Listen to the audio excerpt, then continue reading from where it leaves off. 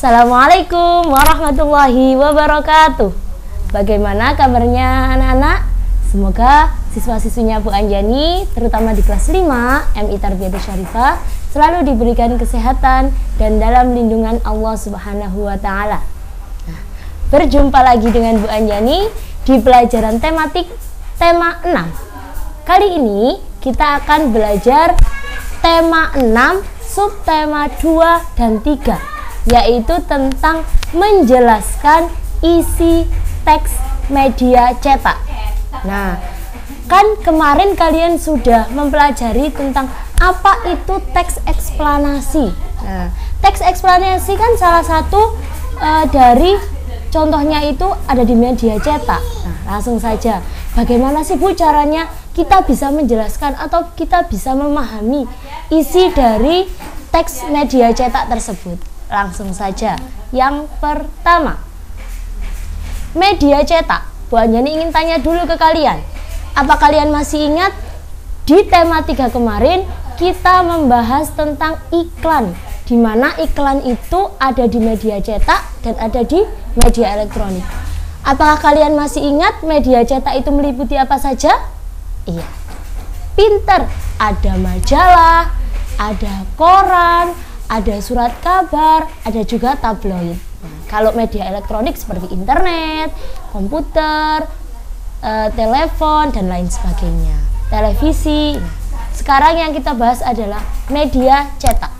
Selanjutnya, yaitu cara menjelaskan atau cara memahami isi dari teks media cetak tersebut. Bagaimana Bu caranya? Yang pertama, yaitu dengan membaca seksama, dibaca. Nah, ya seperti yang kalian ketahui, media cetak itu anak-anak berisi banyak sekali informasi. Ada politik, ada pendidikan, sosial, kesehatan, budaya, dan lain sebagainya. Nah, untuk mengetahui informasi tersebut, salah satu caranya yaitu dengan membacanya. Dan cara selanjutnya yang paling penting yaitu ada dengan membuat peta konsep.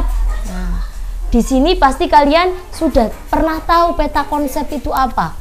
Seperti ini contohnya, Bu Anjani kasih contoh dari peta konsep. Nah, peta konsep itu seperti yang bisa kalian lihat di layar, ada cabangnya. Kayak pohon itu memiliki berapa cabang. Ada contoh yang lain, bisa kalian kreasikan. Bentuk peta konsepnya itu lebih bagus lagi, lebih berwarna lagi. Nah, biasanya isi dari peta konsep untuk mengetahui isi dari bacaan itu, isinya itu cabangnya ada tentang pikiran pokok atau pokok pikiran dari setiap paragraf. Misalkan paragraf satu bacaan itu ada 3 paragrafnya, jadi cabang dari peta konsepnya itu juga ada 3. Biasanya cara membuatnya seperti itu. Isinya tentang apa Bu? Pokok pikiran dari paragraf 1, atau informasi penting dari paragraf 1, informasi penting dari paragraf yang kedua, dan yang terakhir pokok pikiran dari paragraf yang ketiga. Kalau paragrafnya ada 5, cabangnya juga ada 5. Kalau ada 10, juga dibuat 10, tapi dibikin semenarik mungkin agar kalian lebih enak memahami dan bisa juga dibaca orang lain lebih mengerti lagi. Nah, isi dari peta konsep itu tadi kan ada yang namanya pokok pikiran. Nah, di tema 5 kemarin kalian sudah belajar tentang pokok pikiran. Perlu kalian ingat, nama lain dari pokok pikiran itu ada beberapa nama. Di sini Bu Anjani punya 5 nama. Ada gagasan pokok, ada gagasan utama, ada pikiran utama, ada ide pokok, dan ada inti paragraf. Itu adalah nama lain dari pokok pikiran. Jadi kalau nanti di soal keluar apa ide pokok dari bacaan tersebut, itu berarti sama dengan pokok pikiran. Nah, dari pokok pikiran inilah kita bisa memahami isi sebuah teks, terutama teks di media cetak. Nah, yang pertama cara memahami isi teksnya tadi apa? Membaca dengan seksama. Ya, dibaca teksnya dari awal sampai akhir, dibaca dengan baik. Meskipun kalian sudah terbiasa membaca cepat, tapi tetap membacanya harus dengan seksama dan teliti. Yang kedua, agar kalian tidak lupa, yaitu dengan cara mencatat hal-hal yang penting. Jadi di paragraf pertama misalkan ada kalimat yang menurut kalian itu penting, disiapkan buku catatannya, kalian catat. Yang ketiga yaitu menemukan pokok pikiran dari setiap paragraf. Seperti yang Bu Anjani sampaikan tadi, jika ada 5 paragraf, jadi kalian harus mencari atau kalian harus mendapatkan 5 pikiran pokok dari setiap paragraf itu. Dan yang terakhir, setelah kalian menentukan atau sudah menemukan pokok pikiran dari setiap paragraf, kalian tentukan pokok pikiran dari keseluruhan bacaan tersebut. Nah, dari situ setelah kalian mencatat hal-hal penting, kalian menemukan dan menentukan ide pokok pikirannya, kalian bisa menyusunnya dalam sebuah peta konsep.